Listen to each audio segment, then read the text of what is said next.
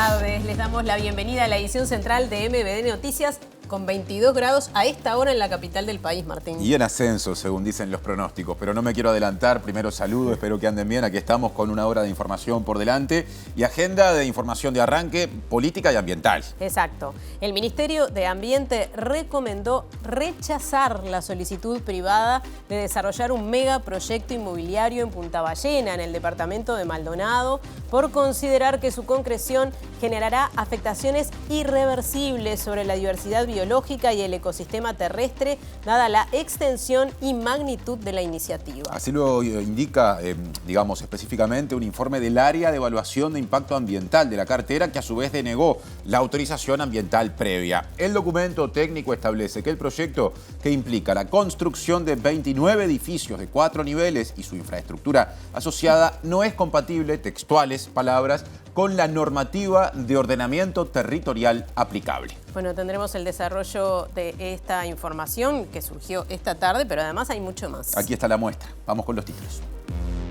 Según surge de la información en poder de la justicia, la policía allanó por error la vivienda de Villa Española donde vive una familia. No fue un allanamiento voluntario, como habían alegado los policías involucrados, sino un error con respecto a los números de puerta. Aumentó 20% el esclarecimiento de homicidios en el país y se confirma un alto nivel de incidencia del narcotráfico y el crimen organizado en los asesinatos que se registraron, según datos del Ministerio del Interior. Se retomaron las excavaciones en el Batallón 13 que estaban paralizadas hace 2 años. El director de la Institución Nacional de Derechos Humanos, Wilder Tyler, se refirió a las características del predio y mencionó que en 1 mes y medio podrían culminar las tareas en esa zona cautelada. La organización de atletas reclama reabrir la pista oficial de atletismo tras 17 meses de cierre. Según dicen, la falta de atención a la obra no solo generó inconvenientes, sino que también creó un ambiente de frustración entre quienes dedican tiempo y esfuerzo al deporte. El desempeño reciente de la economía uruguaya, la actividad económica en la primera mitad del año y las perspectivas a corto plazo en la columna de Economía de hoy con Germán de Agosto. El expresidente boliviano Evo Morales inició una caminata hacia la paz para exigir respeto a su candidatura para las elecciones generales del año 2025, en medio de acusaciones cruzadas con el gobierno del presidente Luis Arce. El ministro español de Asuntos Exteriores, José Manuel Álvarez, recibió este martes al líder opositor venezolano Edmundo González en medio de la crisis política entre sus países.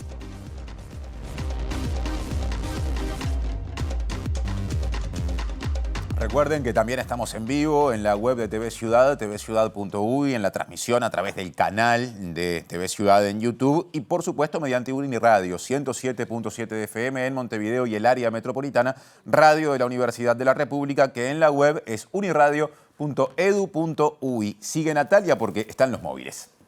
Sí, lo veíamos recién en titulares. La policía allanó por error una vivienda en Villa Española. Informamos de este hecho hace algunos días. Ahora el adelanto con Julieta Núñez Tomás.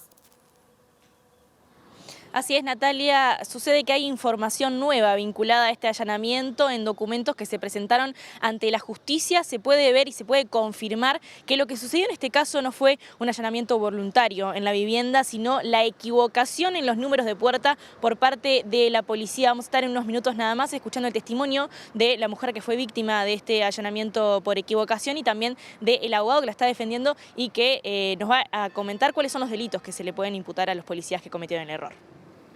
Sí, móvil sobre derechos humanos, ahora con Diego Martín y homenaje a Elena Quinteros. Diego.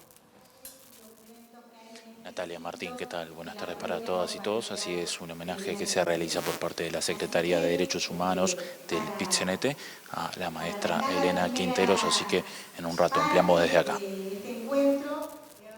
Y nos vamos a la pista de atletismo con Martín Duarte porque hay un reclamo de unos cuantos deportistas. Martín, contanos. Gracias Natalia, Martín, buenas noches para ustedes. Sí, estamos aquí en el Parque Valle, a mis espaldas la pista de atletismo que como verán, permanece fuera de funcionamiento desde abril del 2023. El gobierno anunciaba justamente en el 2023 la inversión de $2 millones para poner puesta a punto a esta pista de atletismo. Se había prometido que sobre fines del 2023 iba a estar funcionando. Bueno, han pasado 17 meses y los atletas están reclamando justamente este espacio, teniendo en cuenta que la única alternativa al momento es la pista que funciona en el Prado y que no permite desarrollar algunos tipos de competencia. Vamos a estar hablando de este tema, estuvimos consultando también a la Secretaría de Deporte, en un ratito venimos con la información. Hacia el futuro de la forestación fue el título de una actividad realizada hoy en la que participaron personas de perfil político, representantes de los partidos que están en campaña electoral, compitiendo en este momento, o que lo harán en las elecciones nacionales, y también de perfil técnico. Por ejemplo, el economista Ignacio Muncho, que destacó algunos valores de la cadena productiva forestal, y el senador frente amplista Mario Vergara, que dijo que no está en duda la continuidad del modelo. Hay un aspecto que para mí es absolutamente central de entender este sector, que la verdad que cuando uno lo ve en persona, lo recorre, se da cuenta de la magnitud de lo que es la circularidad, un concepto muy de moda. Se habla permanentemente de economía circular, en donde no existen residuos, todo se utiliza, o sea, nada se pierde, todo se aprovecha, y la verdad que en este sector pasa eso en profundidad.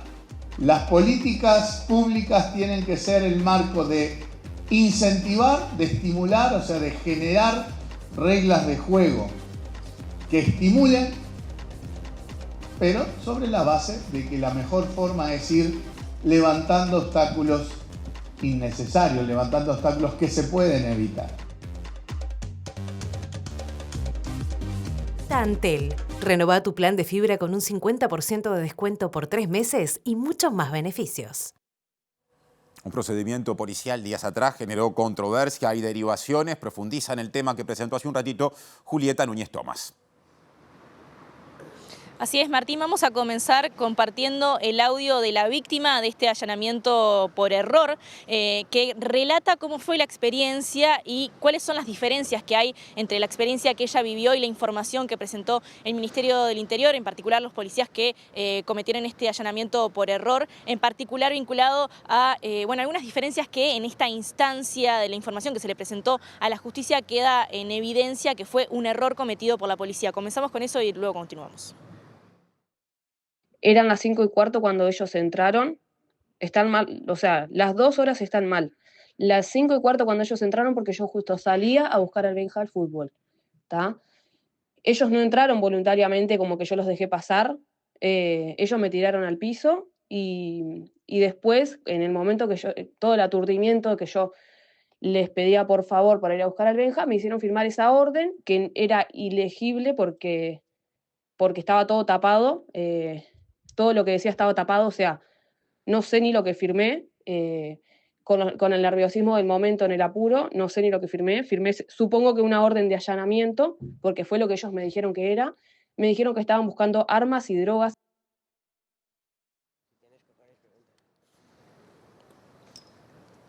Escuchábamos el testimonio de la mujer víctima de este allanamiento y estamos aquí con el abogado defensor de esta víctima, el doctor Rodrigo Rey.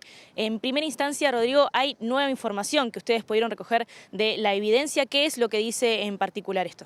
Sí, de la carpeta de investigación surge clara nuestra hipótesis inicial, es decir, el allanamiento se hizo sin orden judicial. La orden judicial estaba destinada para lo que podría parecer una vivienda lindera, pero lo primero que queremos subrayar es esto: el allanamiento se hizo sin orden judicial.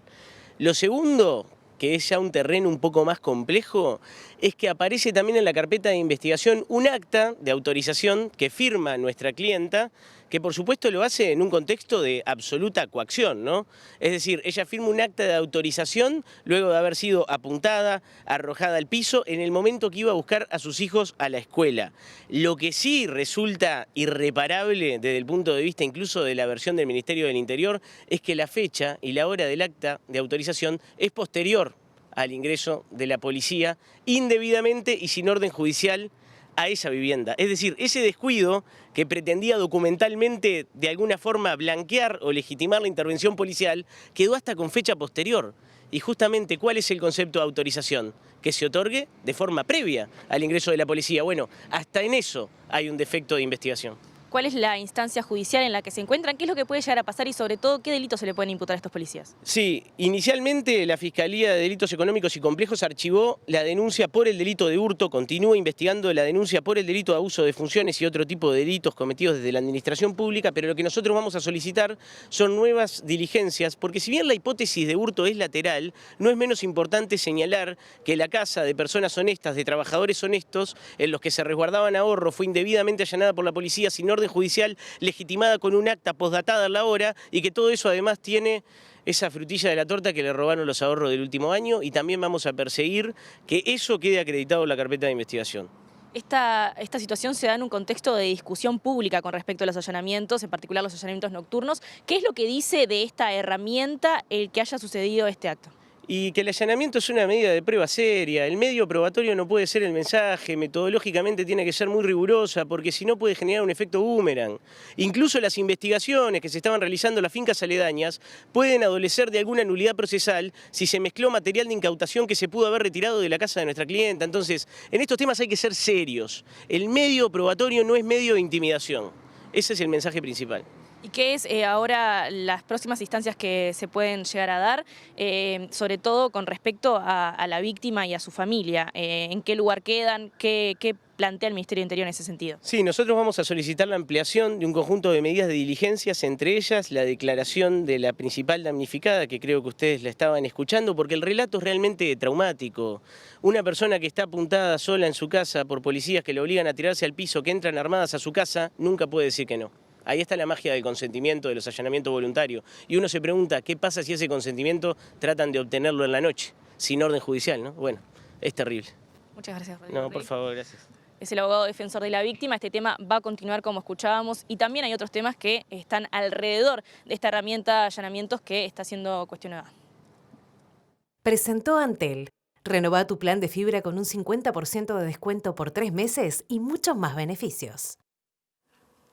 Bien, y ahora vamos a comenzar el desarrollo de la información que empieza con nuestro tema de portada, sí. Justamente el informe técnico del área de evaluación del impacto ambiental del Ministerio de Ambiente, que recomendó a la cartera no otorgar la autorización ambiental al proyecto para construir el complejo de edificios en Punta Ballena, con más de 300 viviendas a escasos metros de la costa, allí en el departamento de Maldonado. El equipo técnico que justamente elaboró ese Sí. informe entiende que los impactos tanto al ecosistema como al paisaje serían irreversibles y que las medidas de mitigación presentadas por la empresa privada promotora o responsable de este proyecto no tienen evidencia científica. La decisión final para otorgar o no la autorización ambiental previa para la construcción del complejo inmobiliario dependerá de las autoridades de ambiente. El informe técnico final, con la recomendación, fue notificado hoy a la empresa. La misma tiene 10 días para evacuar para la vista, para revisar y presentar sus informes y descargos. Es importante también destacar que el proceso no ha terminado, que en esta instancia de devolución de la empresa, de los descargos y demás, y después de ahí recién va a haber una resolución ministerial que con los insumos del informe técnico y los descargos que haga la empresa vamos a tomar la decisión final. Se concluyó que del proyecto se desprenden impactos ambientales inadmisibles para este proyecto, dada la escala del proyecto, la magnitud y la extensión en lo que es la Punta Ballena. Esos impactos ambientales inadmisibles refieren a lo que tiene que ver con el valor de conservación de todas las especies de gran valor que tienen dentro de esa Punta Ballena. También el impacto sobre las modificaciones irreversibles al paisaje de una zona icónica para nuestro país, que es la Punta Ballena. Impactos ambientales también significativos sobre lo que tiene que ver con la gestión del tránsito. El proyecto, con esa escala de dimensiones que se ha presentado, refiere a una pérdida de esos ecosistemas que son inadmisibles. Y las medidas, si bien el proyecto planteó medidas de mitigación, algunas de ellas no tienen evidencia científica ni evidencias de experiencias que realmente puedan conservarse. La modificación irreversible del paisaje, el impacto de los usos públicos de la Punta Ballena y la contravención del ordenamiento territorial son otros de los argumentos planteados desde el equipo técnico. Ahora vamos a cambiar de tema porque personas expertas y activistas en materia de derechos humanos, integrantes de la web del proyecto Plan Cóndor y también de la iniciativa Sitios de Memoria, advirtieron, atención, que hay errores en el procesamiento y también en la publicación de información vinculada al terrorismo de Estado. Ante esto decidieron sistematizar sus aprendizajes y publicaron un manual de acceso libre con buenas prácticas para la publicación de esta información. El equipo que está detrás del Plan Cóndor.org y sitiosdememoria.ui viene trabajando desde hace años en georreferenciación de espacios represivos de la dictadura y digitalización de documentos. A partir de esta experiencia generaron un manual en el que se enseñan sobre buenas y malas prácticas en el trabajo con información vinculada a los procesos represivos. Este trabajo que hemos venido realizando en estos años, decidimos sistematizar los aprendizajes, los aciertos, los errores en estas dos áreas principalmente, georreferenciación y digitalización, también cruzándola cortándola y tratando de problematizar la cuestión del acceso a la información y los bienes culturales y también el manejo ético de la información. Eso lo pudimos plasmar en un manual, que es un manual de buenas prácticas, digamos, donde hacemos eso. Damos buenos ejemplos, malos ejemplos, esencialmente que parten de nuestra experiencia y bueno, orientado a militantes, académicos, también esperamos que pueda llegar a servir para implementar políticas públicas. Están generando una agenda de presentación del material, pero ya se encuentra disponible en la página plancondor.org, en la sección Recursos, en la pestaña de Reportes e Infografías. Y se retomaron efectivamente las excavaciones en el Batallón 3 en busca de restos de personas detenidas desaparecidas luego de 2 años de interrupción de estas tareas. Claro, y el director de la Institución Nacional de Derechos Humanos y Defensoría del Pueblo, Wilder Tyler, habló de esto en las últimas horas y dijo que si los trabajos se desarrollan con normalidad, en 1 mes y medio la tarea en ese predio podría completarse. Es un área relativamente fácil, o sea, es bastante llana, no hay cursos de agua, tampoco hay masas rocosas allí, entonces el trabajo es bastante fácil de predecir. Pensamos que sería entre 1 mes y 1 mes y medio si el tiempo ayuda. En ese lugar en particular hay un dato que fue el que nos llevó a cautelar esa área judicialmente y es por eso que se ha excavado. No se han agregado ningún tipo de testimonios, pero el testimonio que había era lo suficientemente importante como para que quisiéramos prospectar la zona. Tyler se refirió en la iniciativa de Michelini de transferir las hectáreas del Batallón 14 al Ministerio de Educación y Cultura para crear un parque de la memoria, propuesta similar a la que fue planteada tiempo atrás por el intendente de Canelones, Marcelo Metediera. El intendente Metediera había dicho que pasaran a manos de la Institución Nacional de Derechos Humanos. Nosotros en aquella oportunidad entendimos que no era necesario hacernos cargo de 400 hectáreas porque estamos excavando un predio total de 34, nos faltan 22, 23. En cuanto a esta propuesta de Michelini, mire, yo no tengo posición sobre cuestiones de memoria, o sea, lo que yo sí puedo decir es para las excavaciones y para la búsqueda de los detenidos desaparecidos, semejante predio no es necesario que se nos dé. Ese es un predio que requiere custodia, ¿verdad? O sea, es muy grande, es como una estancia. Son más de 400 hectáreas. Entonces, a los efectos de la búsqueda, no es necesario. Hay más en la agenda de derechos humanos. Reaparece Diego Martini para desarrollar el tema que presentó hace un ratito en el comienzo de la edición de hoy de MBD Noticias. Bien, compañeros, como anunciábamos, nos encontramos en la sede del PIT-CNT. Recordarán que este es el mes de homenaje a la maestra Elena Quinteros y en este momento se está desarrollando una de las actividades y para hablar de esto vamos a profundizar con Luis Puch, que es integrante justamente de la coordinadora en homenaje a Elena Quinteros. Bueno, Luis, ¿qué significa esta actividad y qué significa este mes homenaje? Bueno, esta actividad que organizan las compañeras y compañeros del PIT-CNT como integrantes de la coordinadora de homenaje a Elena Quinteros, se inscribe en una serie de actividades que se desarrollan todo este mes, el mes del aniversario del nacimiento de Elena, que van a tener diferentes actividades, como el 23 de este mes a las 15 horas, concentración frente al lugar donde fue secuestrada, donde existía la Embajada de Venezuela. Posteriormente, el 28, sábado 28 a las 16 horas, frente al apartamento en el cual vivía Elena Quinteros, que fue secuestrada por primera vez el 26 de junio del 76, en Mazzini y Libertad, y que increíblemente sigue ocupado por el ejército a 48 años de su secuestro. La coordinadora pretende que este sea un sitio de memoria para homenajear a quienes resistieron a la dictadura y al mismo tiempo que esto se convierta en una forma de convocatoria activa al pueblo uruguayo para seguir luchando por verdad y justicia, por encontrar a nuestros desaparecidos y porque al mismo tiempo la justicia genere una situación de que nunca más volvamos a vivir el terrorismo de Estado en Uruguay y en la región. Luis, en este momento se estaba presentando un trabajo que desarrolló el área de Derechos Humanos del PIT-CNT. ¿En qué constaba?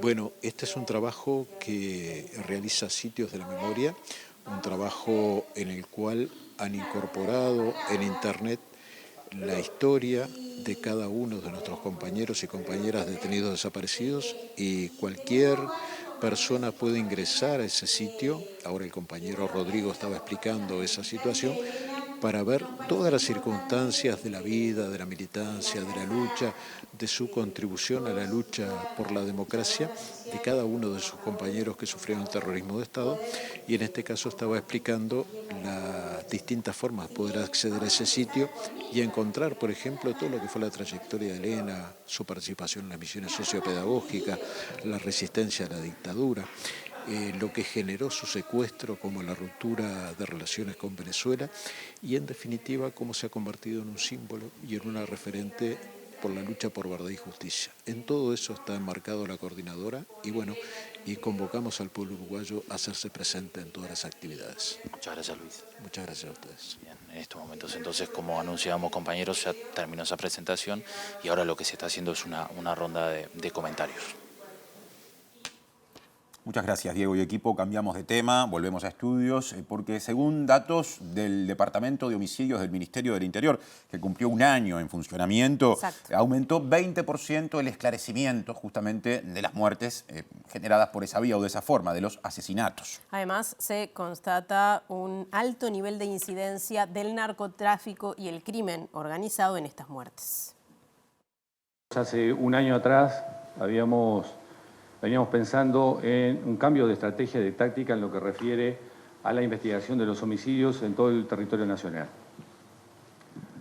Después de un análisis pormenorizado por parte del director de Hechos Complejos y ante una propuesta que se había planteado en ese momento, a los efectos de cambiar lo que significaba la investigación de los homicidios, entendimos de que teníamos que dar un paso adelante en lo que refería a las investigaciones de los homicidios. Transformar la unidad en una unidad especializada de investigación criminal y específicamente en lo que refiere a los homicidios. Hoy en día lo que van a ver desde la creación del departamento, lo que tienen ahí son 220 homicidios. No se olviden que es del 1 de septiembre al 31 de agosto de este año. Si bien el año pasado Montevideo cerró con 214 homicidios, en el año de homicidios llevamos 220 homicidios, en el año de la creación del departamento.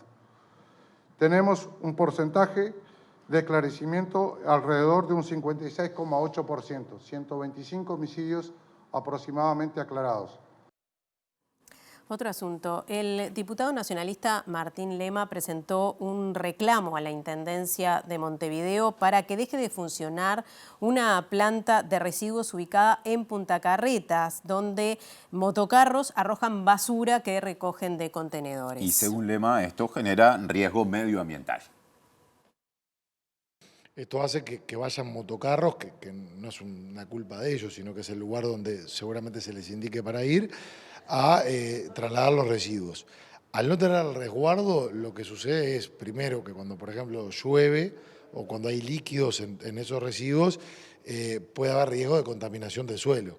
Y a su vez, que está en la franja costera, muy próximo al lado del Río de la Plata, que esto hace que se pueda contaminar el agua, y es el agua que por ejemplo, se da en la playa de Pocitos.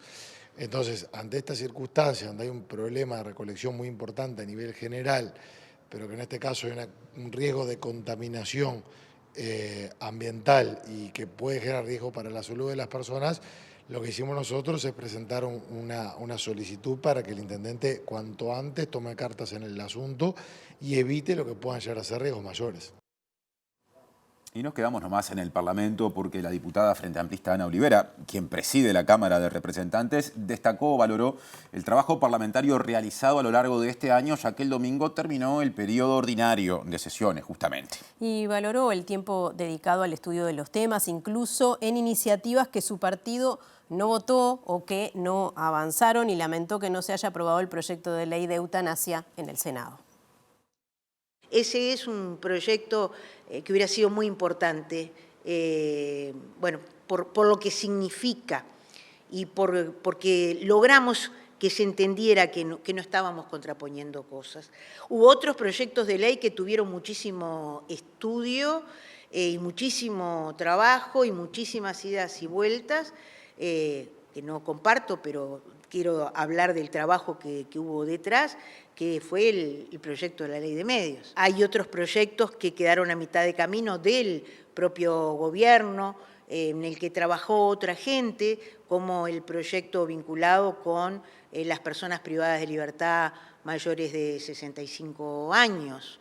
O sea, como ves, ha estado todo acá arriba de la mesa.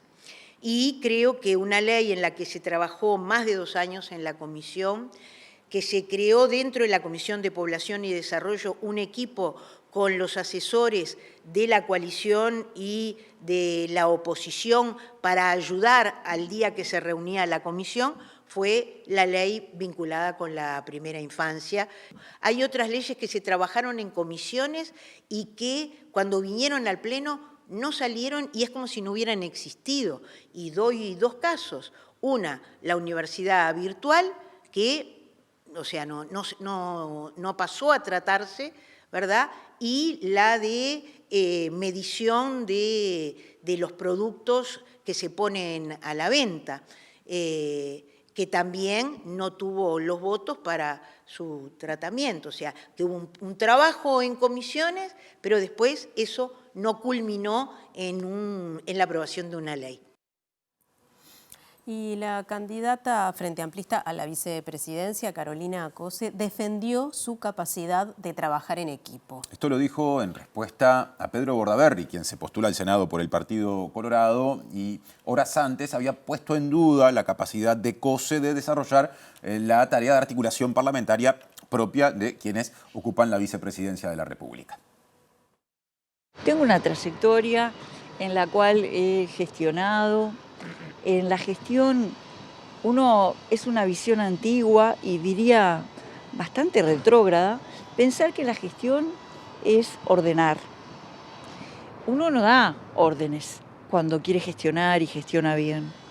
Uno trabaja en equipo, yo he formado grandes equipos. ¿Cómo podríamos haber conseguido un plan de fibra óptica al hogar en todo el país que requirió grandes cálculos, grandes planificaciones, grandes movilizaciones de personal, un involucramiento total de la empresa a fuerza de órdenes? No existe. Entonces, gestionar, y tengo una trayectoria importante de gestión, requiere negociar constantemente. Ser parte de un equipo, a veces es liderarlo y a veces es seguir.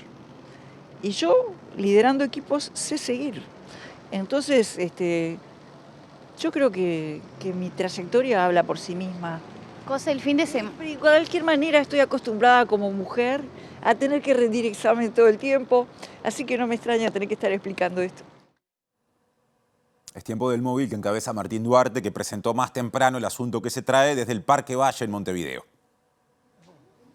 Gracias, Martín. Estamos aquí en la pista de atletismo. Hay preocupación por un grupo de atletas de lo dilatado en el tiempo que se ha extendido las obras que comenzaron en abril del 2023, que fueron prometidas para fines de ese año y que 17 meses después, bueno, sigue bastante estancada. Nosotros en la jornada de hoy estuvimos hablando con Sebastián Bauzá de la Secretaría de Deporte, también con el director de pistas.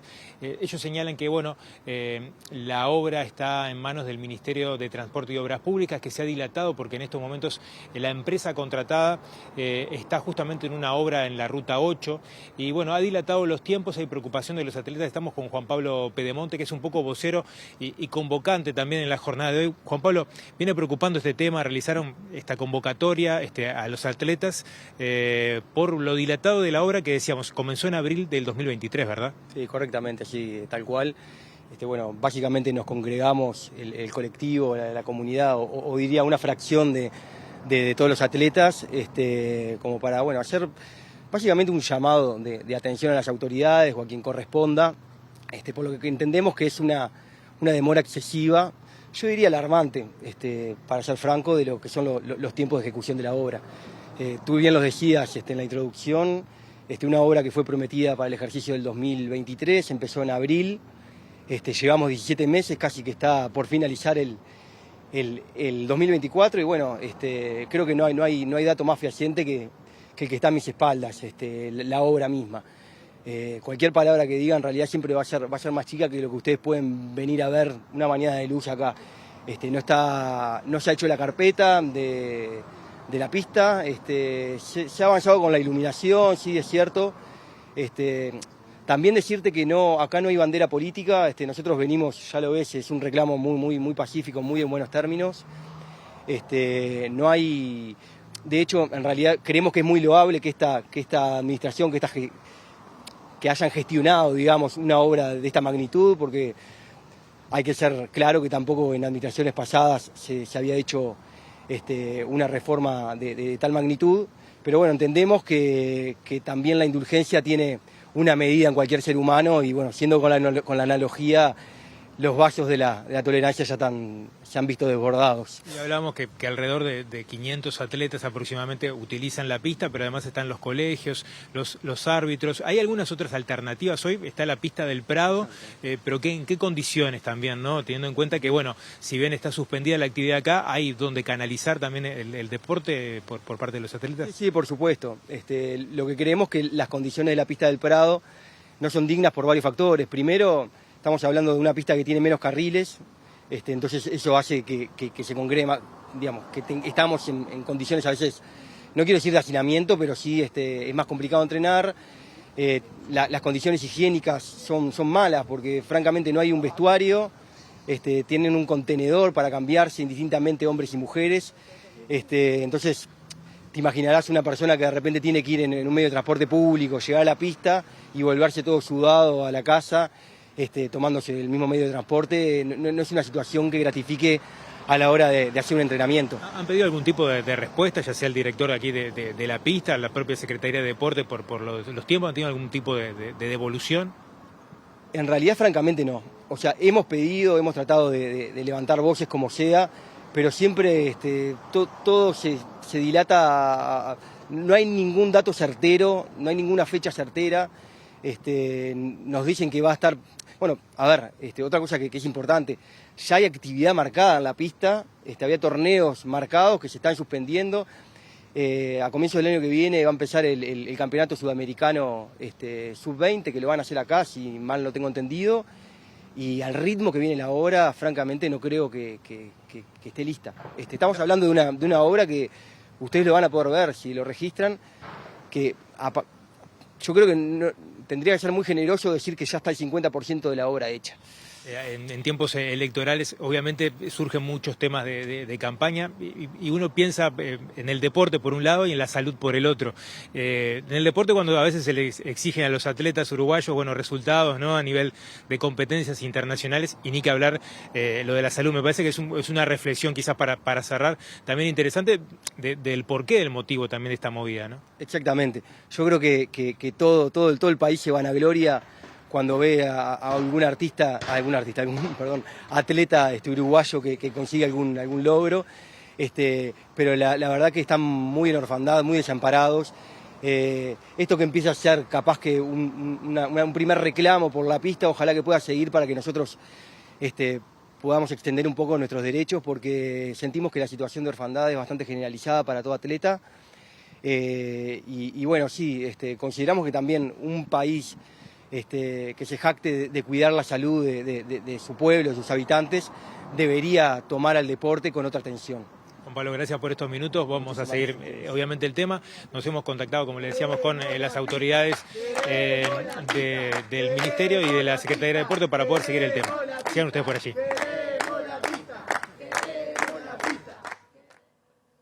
Cambiando de tema y de móvil, telecomunicaciones en clave de campaña electoral, reaparece Julieta Núñez Tomás con otro asunto y desde otro lugar.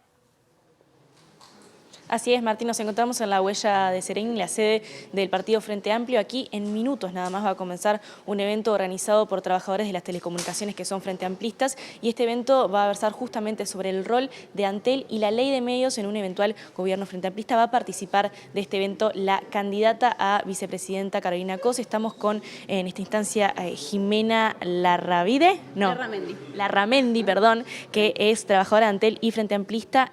¿Cuál es el objetivo que tiene este evento, este conversatorio, y sobre todo cuáles son los postulados sobre el rol de Antel y la ley de medios? Bueno, primero muchas gracias por estar por acá. La idea de este movimiento surgió como de una autoconvocación de los trabajadores que necesitamos poder reunirnos para generar este espacio, para seguir defendiendo nuestra empresa, que ha venido desde el 2005 al 2019 en un crecimiento increíble, con una llegada en lo que es tecnología, infraestructura y de mucho más. Y lo que hemos venido notando en estos últimos 5 años es un desmantelamiento absoluto de la empresa en todo sentido, también desde un lugar muy agazapado y muy silencioso, pero bueno, con mucha pérdida de personal, con pérdida salarial real, con más ingresos de trabajadores tercerizados, que eso bueno es material personal en situación totalmente distinta de laburo.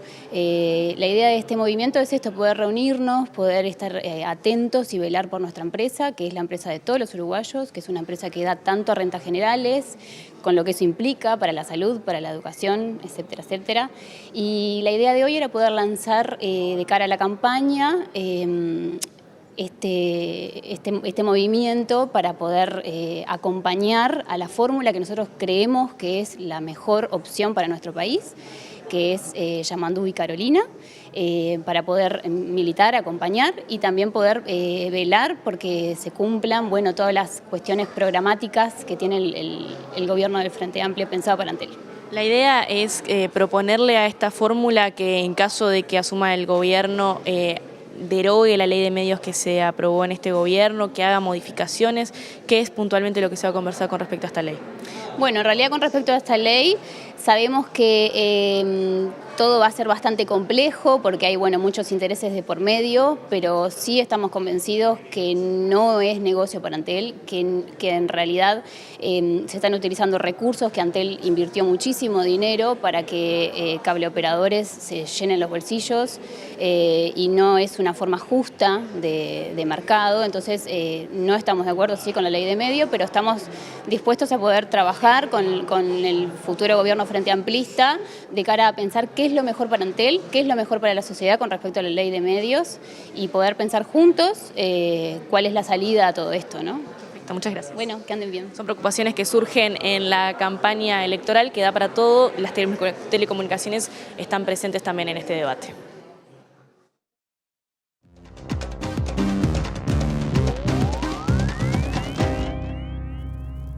Columna de análisis económico con Germán de Agosto. ¿Cómo estás, Germán? ¿Cómo estás, Nati? ¿Todo bien? Bien, vamos a hablar de uno de esos temas que capaz son áridos para el común de la gente, pero imprescindibles para la vida cotidiana, ¿no? Sí, vamos a hablar un poquito del crecimiento que tuvimos en el segundo trimestre, que es lo que tenemos como información nueva del Banco Central. Bien. Y lo que tenemos es justamente la evolución de la economía, ¿sí? Acá lo que vemos es la evolución del Producto Interno Bruto. La línea roja nos marca lo que era el nivel del 2019. Es decir, ya podemos ver, una de las primeras conclusiones que tenemos en el gráfico es, hoy estamos 7% por encima del nivel que teníamos en 2019. O sea, la economía creció un 7%. con 1%. En relación al 2019. Al 2019. Sí, ese es el primer punto de comparación, la primera Bien. referencia que mostrar, que va a ser importante el martes que viene cuando desarrollemos la evolución de la pobreza durante este periodo, ¿sí? Que es un dato que se conocerá el martes que viene. Una de las críticas permanentes, sobre todo desde la oposición al gobierno, es cómo, habiendo crecido la economía, no se volcó a los sectores más vulnerables. El derrame. El martes que viene abordamos estas dos cosas Perfecto. de conjunto, así que acumulamos con esta columna. Si te fijas, nosotros conocimos el dato del segundo trimestre y ahí tenemos las dos variaciones relevantes. La primera es contra el primer trimestre. Ahí tenemos un crecimiento del 2%. Bien. Y la otra es contra el mismo trimestre, pero del año anterior. O sea, contra el segundo del año pasado, y el crecimiento es de 3,8%. Así que acá Bien. tenemos tres perspectivas distintas para medir qué tan grande es la economía con relación a esos puntos de referencia. Bien. 2019, trimestre anterior y mismo trimestre del año pasado. ¿Sí? Bien. Ahora vamos a la segunda placa y vamos a analizar el Producto Interno Bruto en función de los sectores de actividad. Es lo que los economistas llaman el enfoque de la oferta, porque lo que estamos viendo es el origen de ese mayor crecimiento. Exacto. de dónde viene. Ahí está. Exacto. ¿Por dónde creció? Entonces acá tenemos básicamente los sectores y lo que es importante destacar es que en el segundo trimestre, ¿sí? Y en particular en la primera mitad del año, que es lo que tenemos acá, Sí. fue sumamente relevante los aspectos vinculados al clima, porque si vos te fijás lo que estamos viendo, el sector de la energía, en particular Claro. energía hidráulica, Claro. desplazó completamente la energía térmica y tenemos un crecimiento del 25%. Y lo mismo Claro. se aprecia en el impacto en el agro, que creció un 14% en el semestre y un 24% en el trimestre. ¿Por Lo qué motivo? contrario a los momentos de sequía. por Es ejemplo. porque estamos comparando contra la Exacto. sequía. Por eso justamente estos dos sectores explicaron más de la mitad del crecimiento que tuvo la economía Bien. entre abril y junio. ¿sí? Bien. Entonces, después lo que tenemos, la otra punta, básicamente, son tres sectores que están por debajo del nivel que tenían en el semestre del 2023. ¿sí? Actividades profesionales empatando casi. Construcción, donde justamente estamos viendo el impacto de la finalización de las obras de UPM. Sí. ¿sí? Y también la industria, que cayó 5%, donde estamos viendo el impacto de la parada por mantenimiento de la refinería De ANCAP. Así que, Bien. desde el punto de vista de los sectores de actividad, lo que tenemos son el impacto del clima y el impacto de estos otros factores en las dos puntas de la distribución de las variaciones. ¿sí? Perfecto. Vamos una más y Sí. ahora vamos a ver el enfoque complementario. Cuando analizamos el PIB, podemos ver el origen de la producción, que es lo que hicimos recién, qué Sí. sectores están produciendo Bien. más o qué Sí. sectores están produciendo menos, y después vemos hacia dónde va esa mayor producción, que es donde Perfecto. aparece el enfoque de la demanda.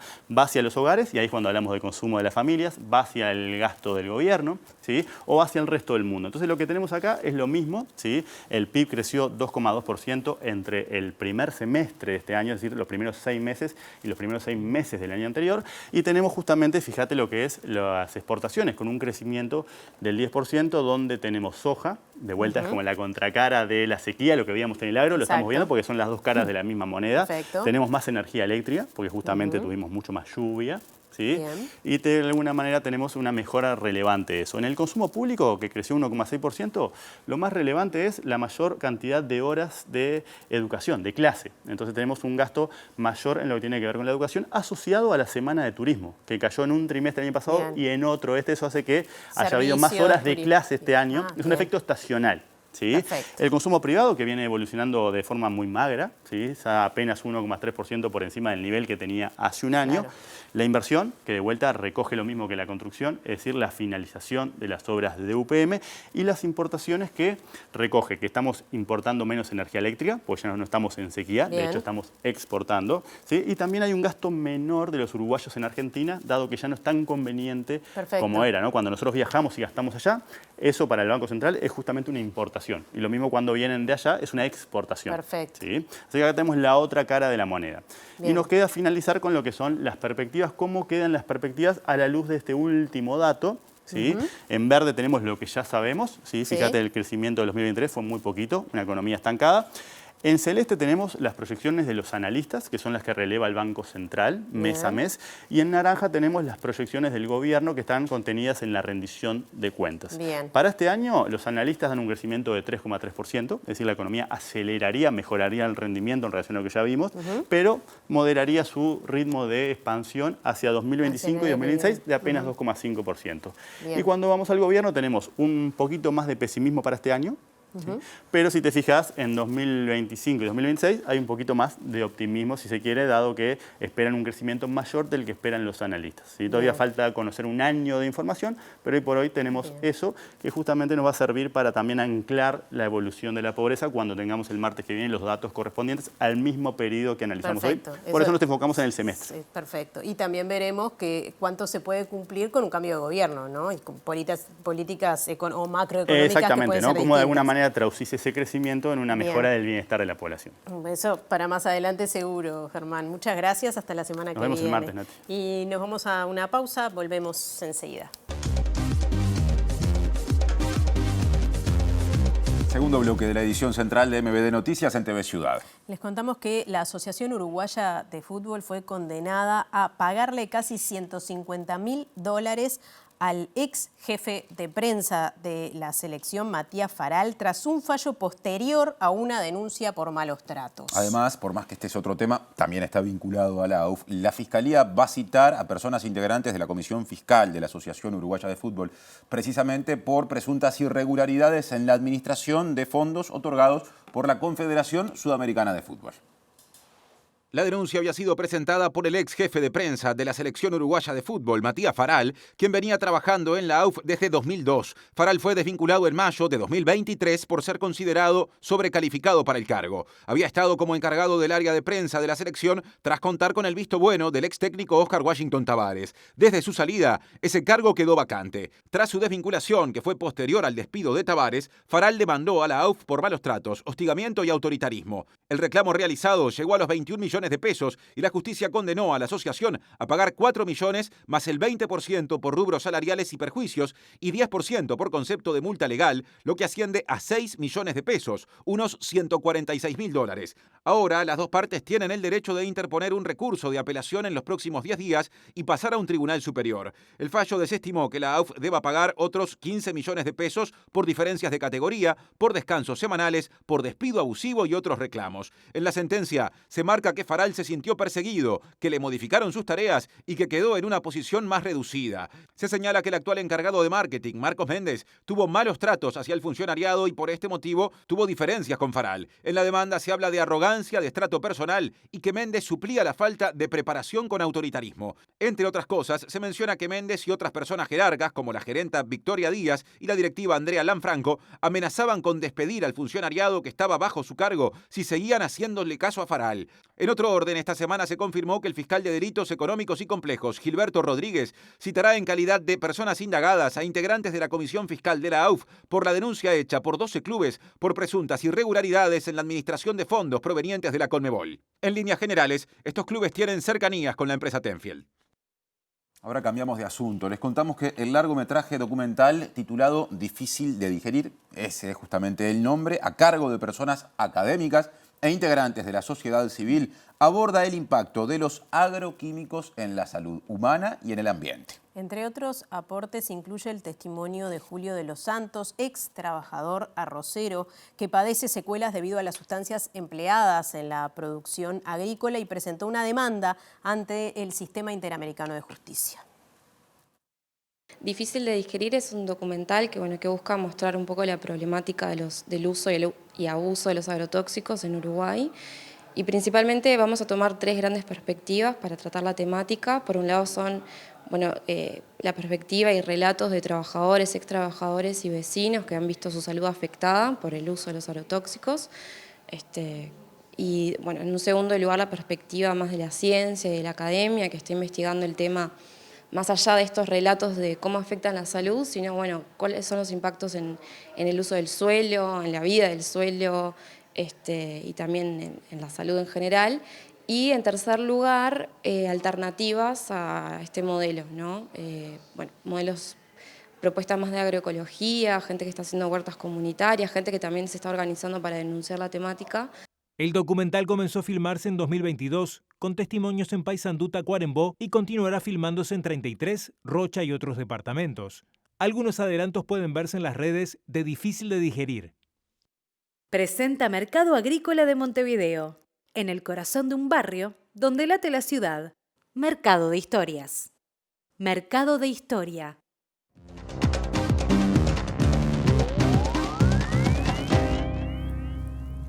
Bien, comenzamos el panorama internacional. Empezamos por Bolivia porque el expresidente Evo Morales inició este martes una caminata hacia La Paz para exigir respeto a la candidatura que pretende presentar para las elecciones del año que viene. Esto se inscribe en un marco de fuertes discrepancias a la interna del movimiento al socialismo, el partido de Morales, pero también del presidente Luis Arce, desde cuyo gobierno, en paralelo, se acusa a Evo Morales de intento de golpe de Estado.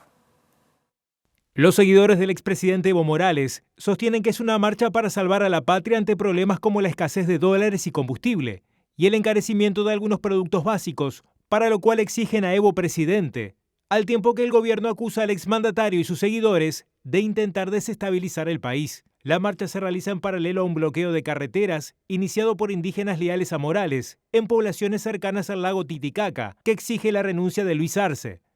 Durante su discurso al comienzo de la marcha, Morales sostuvo que el pueblo se moviliza cuando hay una injusticia, cuando hay desigualdades, y aseguró que es una marcha para salvar Bolivia y por las futuras generaciones, al tiempo que expresó su deseo de que el gobierno atienda a las demandas planteadas en una reunión que tuvieron a principio de mes los sectores evistas en Cochabamba, su bastión sindical y político en el centro del país.